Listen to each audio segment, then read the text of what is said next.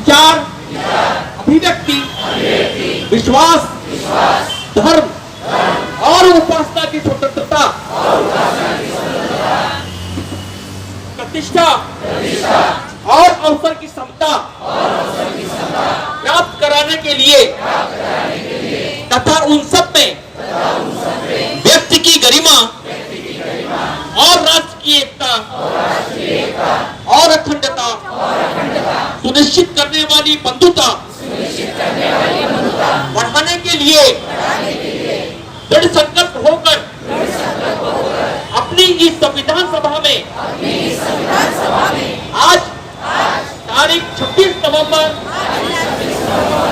1949 को एकता द्वारा इस संविधान को अंगीकृत, अधिनियमित और समर्पित करते हैं। Thank you. Nag Vidarbha chamber of commerce Vidarbha के तकरीबन 25 लाख लोगों को प्रभावित करती है। अर्जुन दास आहूजा और सचिन पुनियानी जी जिन्हें हमें समर्थन दिया है। We on behalf of the Nag Vidarbha Chamber of Commerce Nagpur hereby extend motivational support to the agitation scheduled on 21st August at Samvidhan Chowk against the Supreme Court decision imposing creamy layer and quota within a quota on scheduled caste and scheduled tribe community। ये हमारे विदर्भ के इतिहास में पहली बार हो गया कि पिछड़ों की आवाज को चैम्बर ऑफ कॉमर्स ने समर्थन दिया और ये अरुण गाड़े जी बधाई के पात्र हैं। बाकी अगर कोई संगठन को आप रिप्रेजेंट करते हैं, मेरे पास टाइम दीजिए। मैं अध्यक्ष महाराज की अनुमति से उन्हीं से हमारे तरफ से निवेदन करूंगा कि महापुरुषों को वंदन करके वो आए। उसके बाद संविधान वास्तविकता का पठन होगा और फिर उसके बाद वक्ताओं के भाषण होंगे।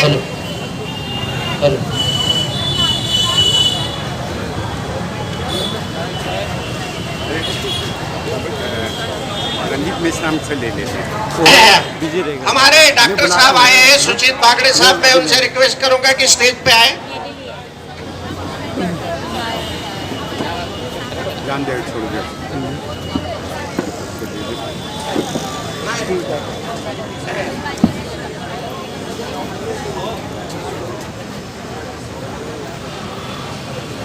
जिन महापुरुषमान और ज्ञान का रास्ता प्राप्त हुआ, उनके विचारधारा के दो हमारे सीनियर साथी प्राध्यापक देवीदास घोडेश्वर, रंजीत मेश्राम जी, स्मिता जी, आप प्राध्यापक नियमित होके इनके उपस्थिति में हम हमारे महापुरुषों के योगदान को ना भूलते हुए वंदन करने जा रहे हैं।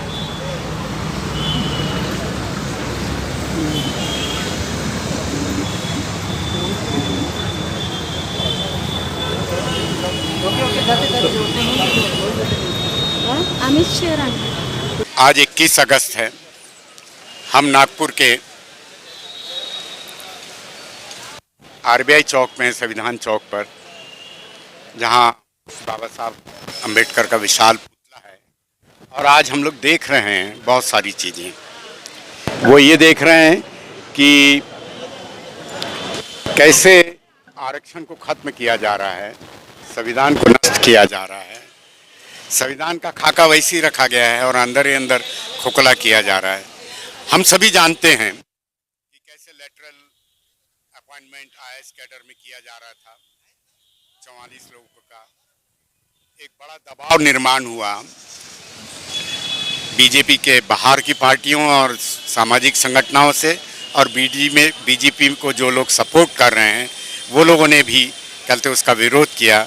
तो कल वो ऑर्डिनेंस जो एडवर्टाइजमेंट आई थी, उस एडवर्टाइजमेंट को विड्रॉल कर लिया गया।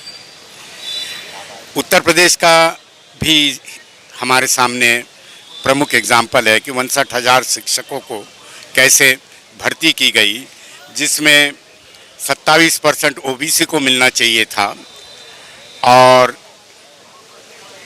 12% शेड्यूल कास्ट को मिलना चाहिए था और 2% शेड्यूल ट्राइब को मिलना चाहिए था। उनके पद बहुत कम भरे गए और बाकी सब ओपन कैटेगरी में दे दिया गया है। अब ये सब मसले हमारे सामने हैं। हमारे सामने इससे भी बड़े मसले और भी हैं। ये जो कुछ देख रहे हैं हम लोग कि तमाम दलित ओबीसी समाज की लड़कियों के साथ में जो कुकर्म हो रहा है, बलात्कार हो रहे हैं, उस पे देश के पैमाने पर कोई सब लोग नहीं आते हैं, लेकिन कलकत्ता का जो घटना घटी उसके लिए पूरे देश के डॉक्टर एकत्रित हो गए। निश्चित ही वो बड़ी शर्मनाक घटना थी, बड़ी निर्दयी थी, लेकिन बलात्कार जहाँ कहीं भी हो रहा है उसके खिलाफ में अगर पूरे देश के लोग शामिल हों और खड़े हो जाएं तो शायद एक बड़ा माहौल बन सकेगा, लेकिन ऐसा हो नहीं रहा है। और हम लोग देख रहे हैं कि आज आरक्षण के सवाल पे नागपुर के संविधान चौक पर काफ़ी बड़ी संख्या में लोग आ रहे हैं, जुलूस भी एक बड़ा आ रहा है विशाल। और कुल मिलाकर नागपुर में प्रतिशत जो है बंद का वो मिला जुला है। जो इलाके दलित सवालों पे थे वो इलाके करीब करीब पूरे बंद हैं और कुछ इलाकों में पार्शल बंद है। हम लोग जानते हैं कि जो आरक्षण का ये जो मसला है कोर्ट ने दिया, सुप्रीम कोर्ट के न्यायाधीश ने दिया, जिसमें वर्गीकरण करने की बात किया क्या है, कहा है कास्ट के अंदर ही कास्ट का एक वर्गीकरण हो। उस वर्गीकरण से कुछ लोगों का कहना है कि जो लोग वंचित रह जाते हैं, दलित जातियां जैसे चमार हैं और दूसरी जातियां जिनको सहूलत नहीं मिल पा रही है, उसमें भी एक कास्ट के अंदर में जो ऊपर आ गए वही उन्हीं लोगों को सब बेनिफिट मिल रहा है, उनको नहीं मिल पा रहा है, ऐसा कई लोगों का कहना है। और इस मुद्दे को बीजेपी ने बनाई है और बीजेपी समाज में जो करती है हमेशा काम कि फूट डालो, आपस में लड़वाओ और वातावरण अराजकता का फैलाओ, ताकि समाज में अराजकता रहे तो वो अपने मनमानी तरीके से काम कर सकते हैं। लेकिन इस पिछले बार भी जो था एक बड़ा आंदोलन दलित सवाल का, वो बहुत सक्सेस हुआ और पूरी उम्मीद है कि इस बार भी सक्सेस होगा। अपेक्षा दीवान आज जो आंदोलन चल रहा है वर्गीकरण के सवाल पे, आरक्षण के, उस पे आपको क्या लगता है? भाई आरक्षण तो ये हमारा रिप्रेजेंटेशन है और इसमें क्रीमी लेयर लगा के सुप्रीम कोर्ट ने जो जजमेंट दिया है वो तो आरक्षण के खिलाफ है। ये खिलाफ जाने वाली बातें जो सुप्रीम कोर्ट और सरकार करने जा रही है, ये तो रिप्रेजेंटेशन को नकारने की बात है। नकार कर यहाँ से जो SC ST जो लोग हैं, जो जातिगत प्रताड़ना को झेलते हुए आगे बढ़ते हुए, वो ये तीसरी पीढ़ी जो है आगे बढ़ रही है, वो आगे ना बढ़ पाए और इसके अंदर में छोटी मोटी जातियाँ है उसके बीच में एक झगड़ा लगाने की कोशिश की जा रही है। ये नहीं होना चाहिए। अभी संविधान में क्रीमी लेयर खतरे क्या है? इसके पहले भी सरकार ने OBC क्रीमी लेयर लगाया। क्रीमी लेयर लगाने के बाद में बहुत सारे OBC की जगह जो शैक्षणिक क्षेत्र हो या फिर नौकरियाँ हो या फिर अन्य कोई जो बहुत सारी सहूलियतें मिलती हैं, यानी आगे बढ़ने की जो कोशिश होती है वो कोशिश में पिछड़ रहे, जगह खाली रह जाती है। आज क्या चल रहा है, लेटर लेटर के तहत बहुत सारे लोगों को खारिज किया है, खारिज भी किया, लेकिन कोशिश तो हुई है ना। हम कैसे बोल सकते हैं कि कोशिश नहीं हुई है? वो पढ़ने की कोशिश कर रहे हैं, वो गलत चीज़ों को आगे लाने की कोशिश कर रहे हैं, लोग आवाज़ उठाते हैं, वो इसलिए वो उसको दबाते हैं, वो खारिज करते हैं। जैसे आपने कहा आरक्षण के बारे में रिप्रेजेंटेशन, तो महिलाओं का भी 33% रिप्रेजेंटेशन है, जिसको इन्होंने राज्यसभा में पास कराया, लेकिन वो जिस तरह से पास किया है उसमें जो क्लॉज रखे हैं वो 2040 तक नहीं होने वाला है। इस सवाल पे कुछ आप लोगों ने शायद करने की महिलाओं ने तो पहले करनी चाहिए और करती है, तरह तरह से करती भी रही है।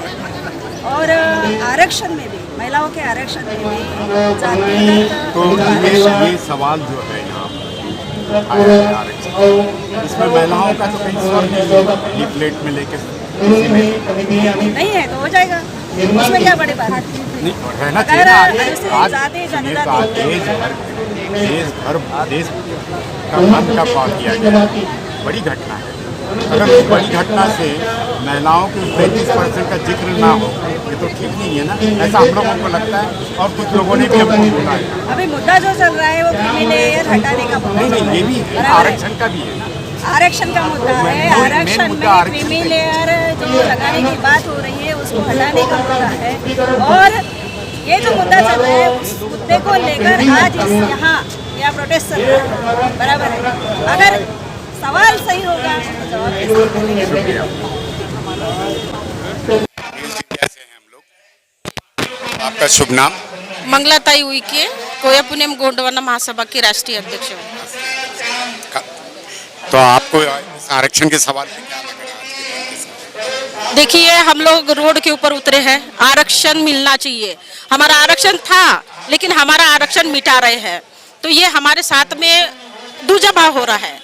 हमको ऊपर से बोलते हैं कि सब हमारे हैं, लेकिन तुम जब आरक्षण बाबा साहब आम्बेडकर ने हमको आरक्षण दिया है, उसके पहले से अंग्रेज थे, उनके वक्त से ये आरक्षण था। बाबा साहब आम्बेडकर ने हमको किताब में लिखकर लागू कर दिया है। तो ये आरक्षण बोलते हैं कि 5 साल के लिए, 10 साल के लिए। किसने बोला 5 साल के 10 साल के लिए? अलग अलग कैटेगरी के आरक्षण होते हैं। ये हमारा आरक्षण 5 साल 10 साल के लिए नहीं है, हमारा हरदम के लिए आरक्षण है। तो ये हटाने की कोशिश हो रही है, क्योंकि ये आरक्षण खत्म होगा तो हमारे जो बच्चे हैं वो बच्चे को क्या कुछ भी नहीं मिलेगा। आपको क्या लगता है इसके पीछे किसकी साजिश है? देखिए, ऊपर में जो बैठा रहता राजा बोलेगा तभी प्रजा बोले। कौन राजा? नाम दीजिए ना। बीजेपी सरकार, और कौन? क्यों नहीं बोलेंगे भाई? हमारे साथ में जितना कुछ हो रहा, जब से बीजेपी सरकार आई है तब से हम लोगों के साथ में दुर्व्यवहार हो रहा है।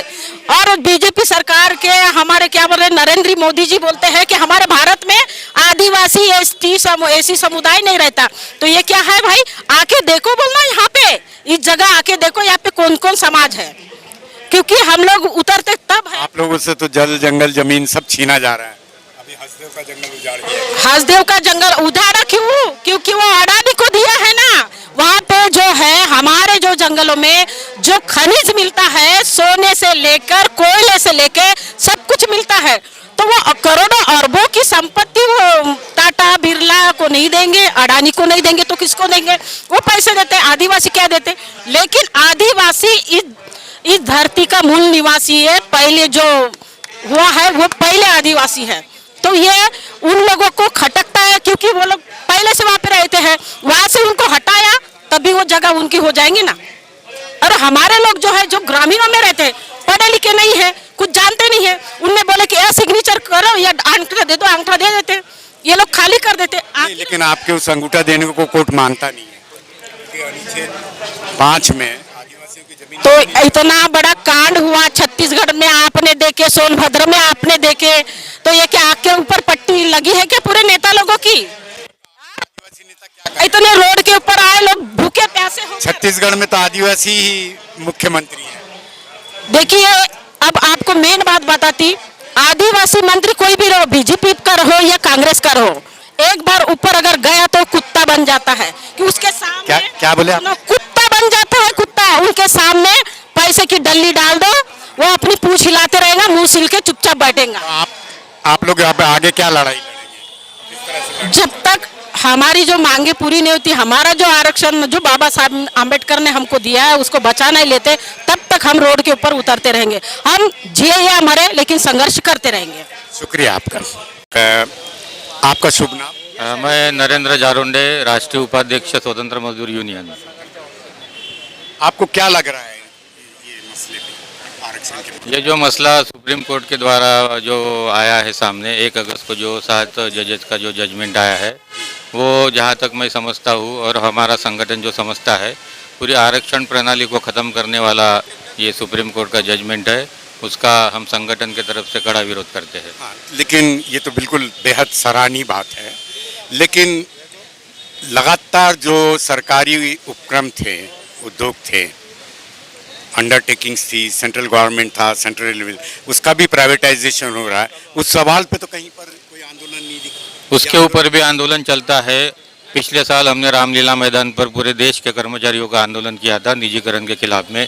हम ये चाहते हैं कि जो सरकारी उद्योगों का निजीकरण हो रहा है, उन सभी सरकारी उद्योगों में भी आरक्षण की प्रणाली चालू रहना चाहिए। और जहाँ तक मैं समझता हूँ कि केंद्र सरकार के जो कुछ विभाग है, वहाँ पर तकरीबन आज की डेट में 60 लाख पोस्ट खाली है। ये 60 लाख में से मैं समझता हूँ 30 लाख पोस्ट SC ST की पोस्ट है, OBC की पोस्ट है। तो एक तरफ सरकार निजीकरण की नीति चला रही है और दूसरी तरफ सरकार जो खाली पद पड़े हैं उसको भरने नहीं जा रही है।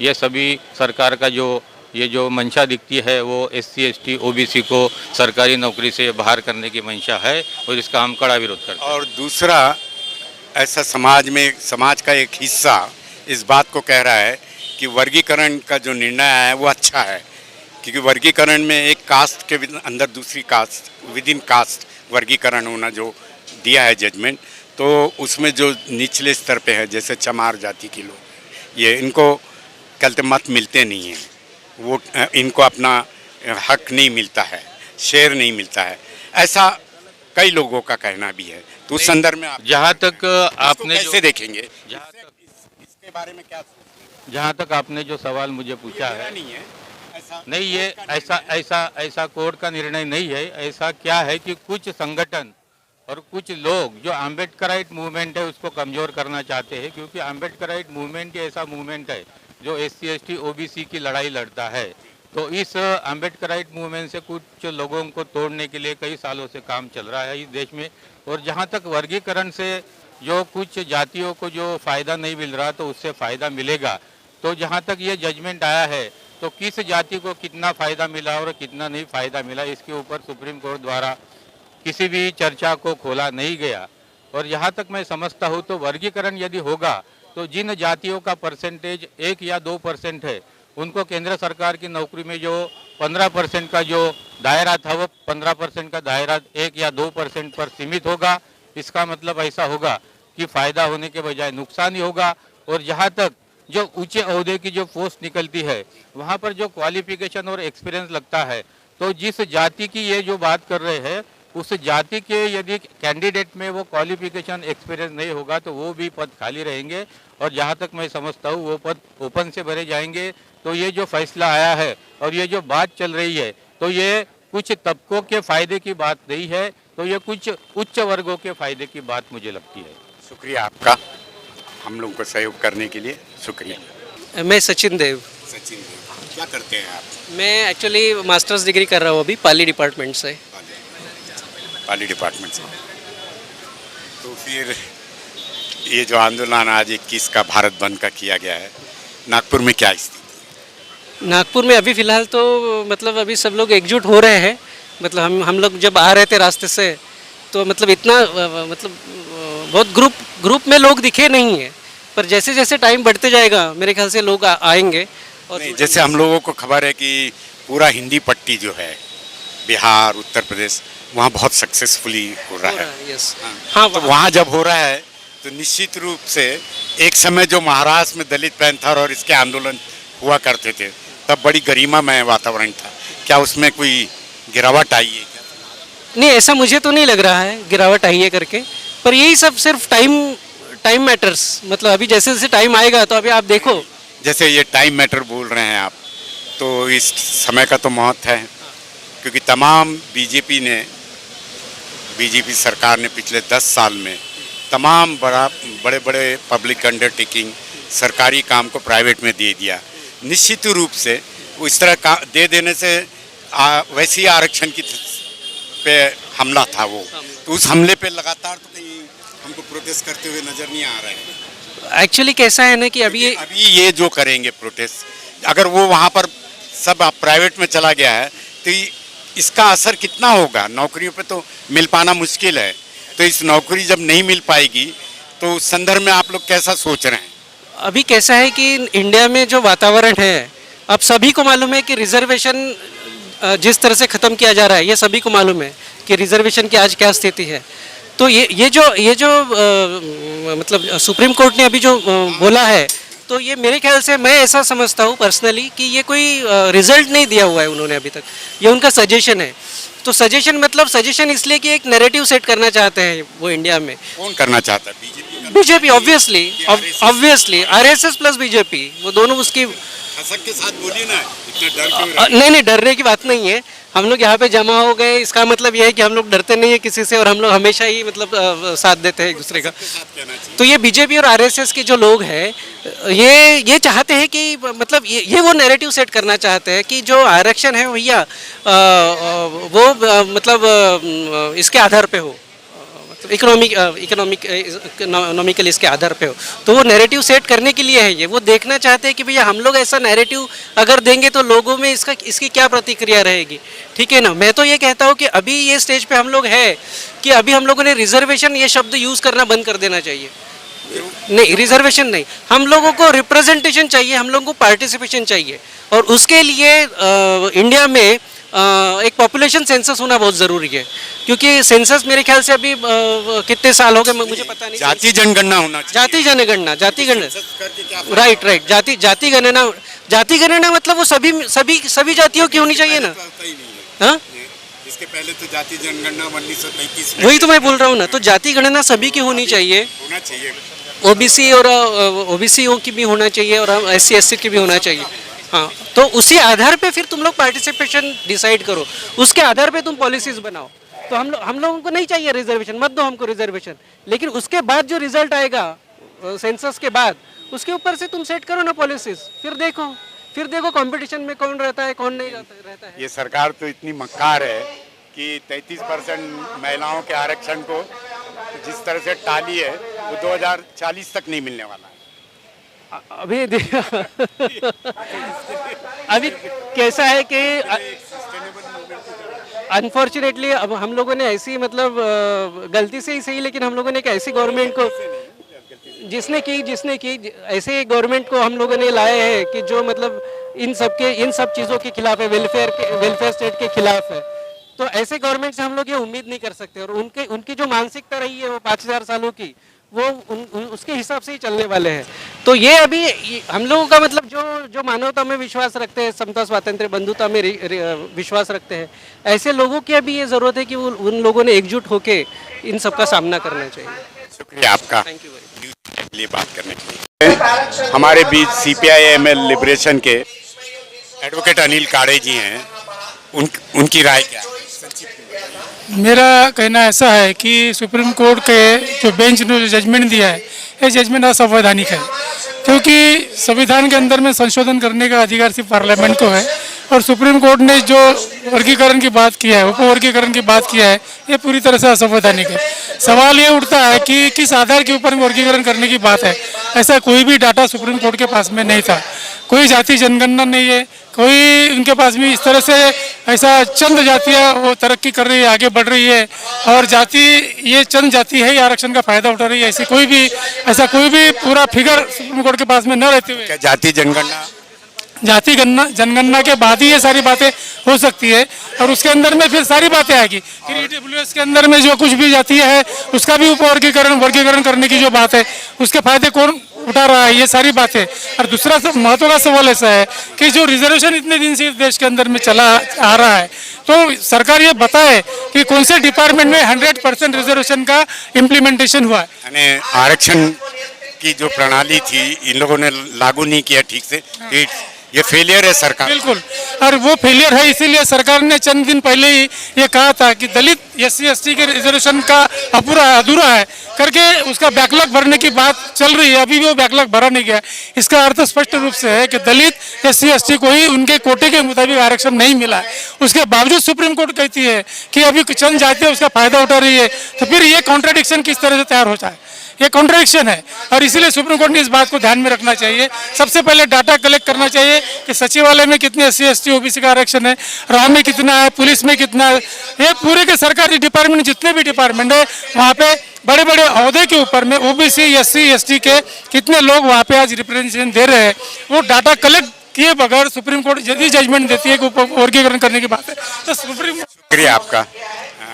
और आज हमारे इस स्टार के अध्यक्ष रहेंगे कमेटी के मेंबर बंडू मेश्राम भी हैं, उनकी राय क्या है? साथियों हम ये मैं इसका राय ये ध्यान देना चाहता हूँ कि ये जो एक षड्यंत्र ना है या कोर्ट और यहाँ का पॉलिटिकल वर्ग मिलकर जो एक जो आरएसएस का जो ये था उनका जो प्रोग्राम है 370 कलम उनको हटा दिए, राम मंदिर का उनका प्रश्न हो गया, उनको अभी संविधान बदलना है तो संविधान बदलने की एक बड़ा ताकत चाहिए।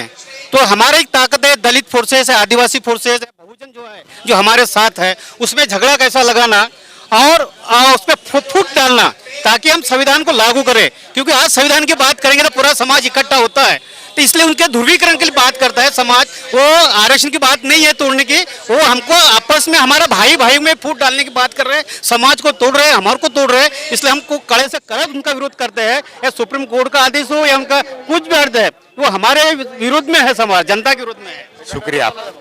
लेकिन इस पिछले बार भी जो था एक बड़ा आंदोलन दलित सवाल का वो बहुत सक्सेस हुआ और पूरी उम्मीद है कि इस बार भी सक्सेस होगा। मैं न्यूज़ इंडिया के लिए अपने साथी सहयोगी राजेश मेश्राम के साथ आपको फिलहाल के लिए विदा। नमस्कार दोस्तों, हमारे न्यूज़ चैनल न्यूज़ इंडिया को लाइक कीजिए, शेयर कीजिए, अनसब्सक्राइब कीजिए। हम मिलेंगे फिर, धन्यवाद।